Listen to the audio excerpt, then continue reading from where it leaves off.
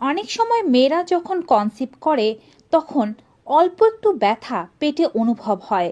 আবার অনেকের পিরিয়ডের আগ দিয়েও হালকা পাতলা ব্যথা অনুভব হতে পারে।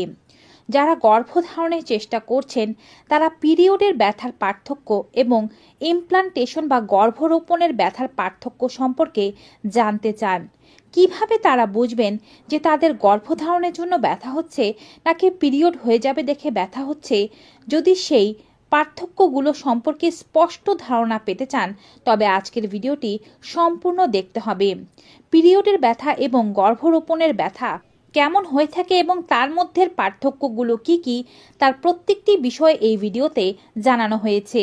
এই একটি ভিডিও দেখে নিলে আপনাদেরকে আর বারবার এই প্রশ্নের জন্য কষ্ট করতে হবে না এবং অনেক ধরনের ভিডিও দেখতে হবে না। Hello friends, welcome to our channel মা হতে চাই। সন্তান নিতে চাওয়া দম্পতিদের সকল সমস্যার সমাধান দিতে ও তাদের সেবা করতে আমাদের চ্যানেল বদ্ধপরিকর। তাই আমাদের চ্যানেলটি সাবস্ক্রাইব করে বেল বাটনে ক্লিক করে দিয়ে অল নোটিফিকেশনে ক্লিক করে দেবেন সকল আপডেট সবার আগে পাওয়ার জন্য। এছাড়াও আমাদের ফেসবুক পেজ মা হতে চাই ফলো করুন, লিংক ডেসক্রিপশন বক্সে পেয়ে যাবেন। অনেক নারীদেরই পিরিয়ডের আগে অল্প বিস্তর ব্যথা হয়, কারো কারো আবার কোনো প্রকার ব্যথাই হয় না, সরাসরি পিরিয়ড হয়ে যায়। নারীভেদে কিন্তু পার্থক্য থাকতেই পারে, কিন্তু ইমপ্লান্টেশনের সময় কিছুটা পরিমাণে ব্যথা অনুভব হতে পারে। ইমপ্লান্টেশনের ব্যথাটি যদি আপনি চিনে ফেলতে পারেন তবে আপনি আগে থেকেই সচেতন হয়ে যেতে পারবেন এবং বুঝতে পারবেন যে এ মাসে আপনার গর্ভধারণ হয়েছে। ইমপ্লান্টেশনের ব্যথা এবং পিরিয়ডের ব্যথা অনেকটাই একই রকম, তাই এর মধ্যে পার্থক্য করাটা একটু কঠিন হয়ে যায়, তবে সূক্ষ্ম কিছুটা পার্থক্য তো অবশ্যই আছে। প্রথমে আমি ইমপ্লান্টেশনের ব্যথা বা গর্ভরোপণের ব্যথা সম্পর্কে আপনাদেরকে জানাচ্ছি। প্রেগনেন্ট হয়ে গেলে আপনার শরীরে কেমন ব্যথা হতে পারে বা আপনার পেটে ঠিক কোন জায়গায় ব্যথা হতে পারে। আগে জানুন এই ব্যথাটি ঠিক কোন সময় হবে। যদি আপনার গর্ভধারণ হয় তবে আপনার ওভুলেশনের 10 থেকে 12তম দিনের মধ্যে আপনার এই ব্যথাটি হতে থাকবে। আপনার পিরিয়ড সাইকেল যদি রেগুলার হয়, 28 দিন পর পর আপনার পিরিয়ড হয়, তবে পিরিয়ডের 14তম দিনে আপনার ওভুলেশন হবে। আপনার পিরিয়ড সাইকেল যদি 30 দিনের হয়ে থাকে তবে পিরিয়ডের 16 নম্বর দিনে ওভুলেশন হবে। পিরিয়ড যদি 32 দিন সাইকেলের হয়ে থাকে তবে আপনার 18তম দিনে ওভুলেশন হবে। এভাবে মোটামুটি যাদের রেগুলার পিরিয়ড হয়ে থাকে তারা জানেন তাদের ওভুলেশন ঠিক কোন সময়টিতে হয়। এই ওভুলেশনের 10তম দিন বা 12তম দিনের মাথায় যদি আপনার পেটে হালকা থেকে মাঝারি ব্যথা হয়, এটি হতে পারে ইমপ্লান্টেশনের ব্যথা। এই ব্যথাটি কোন জায়গায় হবে? এই ব্যথাটি আপনার নাভির নিচে অর্থাৎ তলপেটে হতে পারে। তলপেটের ডান সাইডেও হতে পারে, বাম সাইডেও হতে পারে। ব্যথাটি কিন্তু কখনোই খুব তীব্র হবে না।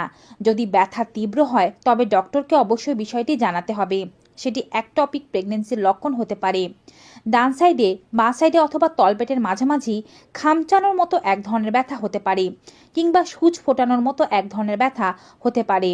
এই ধরনের ব্যথার সাথে যদি অল্প পরিমাণে ছিটা ফোটা রক্ত দেখতে পান এবং সে রক্ত অল্প পরিমাণে বের হয়ে বন্ধ হয়ে যায়, তবে আর মনে কোনো প্রকারের সন্দেহ রাখবেন না যে এটি আপনার ইমপ্লান্টেশনেরই ব্যথা হয়েছে। ইমপ্লান্টেশন বা গর্ভরোপণের ব্যথা সর্বোচ্চ 24 ঘন্টা পর্যন্ত স্থায়ী হতে পারে।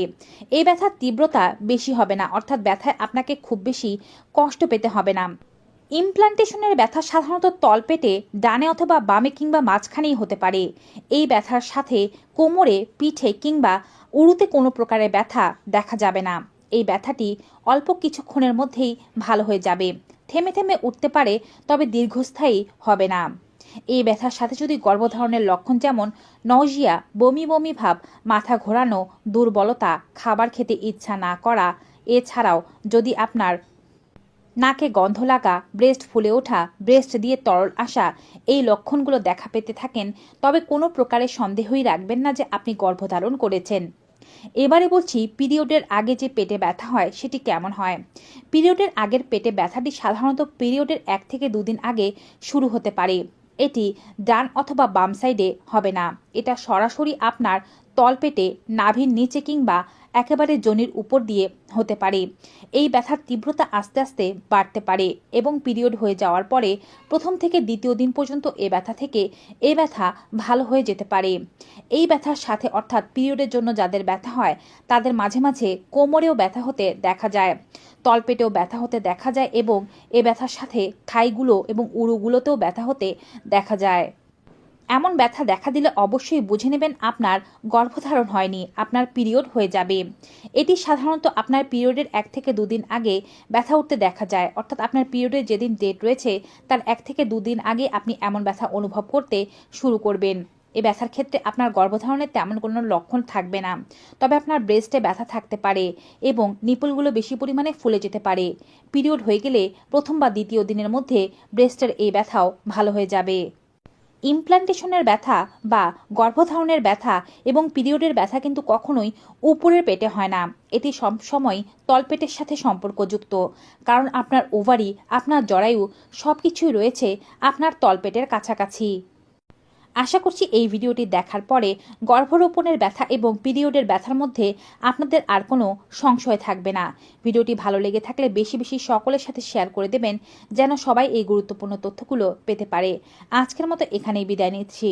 গর্ভধারণে ইচ্ছুক সকল বাবা মায়ের সকল মনস্কামনা পূরণ হোক, এই আশাতে ভিডিওটি এখানেই শেষ করছি।